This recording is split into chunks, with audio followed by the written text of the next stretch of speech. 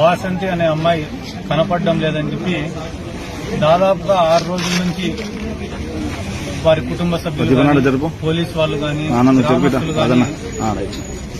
అందరూ కూడా గాలించడం, రాష్ట్ర వ్యాప్తంగా ఈ విషయం ఒక సంచలనాన్ని రేపడం కూడా మనకందరికీ కూడా తెలిసినటువంటి విషయమే. 3 మైనర్ యువకులు ఆ అమ్మాయి పైన అఘాయిత్యానికి పాల్పడి హత్య చేసినారని చెప్పి బయటంతా కూడా వినికిడి. ఈ విషయంలో భాగంగానే ఈరోజు ఆ కుటుంబాన్ని పరామర్శించాలనే ఉద్దేశంతో ముచ్చిమరి గ్రామానికి నేను వెళ్తుండగా మార్గ మధ్యంలో కొన్ని ఏం కారణాలు ఉన్నాయో మనకు తెలియదు కానీ పోలీసు వాళ్ళు ఆపడం, ఇక్కడికి ఆ కుటుంబాన్ని పిలిపించడం కూడా జరిగింది.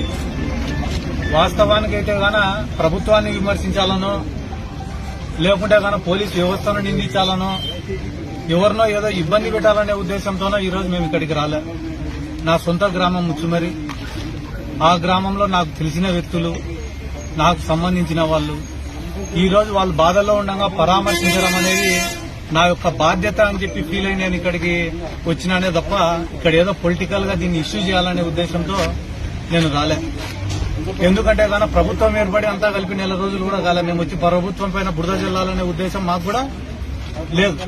కానీ అంత లోపలే మమ్మల్ని ఇక్కడికి పిలుచుకురావడం, పోలీస్ స్టేషన్ లో కూర్చోబెట్టడం అనేది కూడా మంచి పద్ధతి కాదు.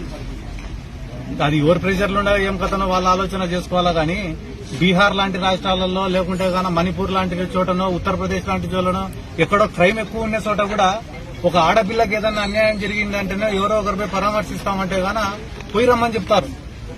కానీ ఈ రోజు ఇక్కడ తీసుకొని వచ్చి ఇక్కడ స్టేషన్ లో కూర్చోబెట్టడం అనేది ఇప్పుడు కొత్త అనుమానాలు రేకెత్తించే పరిస్థితి తీసుకొని వస్తున్నారు.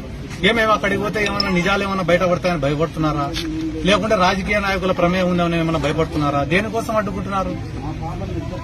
కేవలం ఆ కుటుంబానికి న్యాయం జరగాల, ఆ కుటుంబంలో ఒక ధైర్యాన్ని నింపాలనే ఉద్దేశంతో ఇక్కడికి వచ్చినామే తప్ప వేరే ఒక ఉద్దేశం కూడా మాకు లేదు.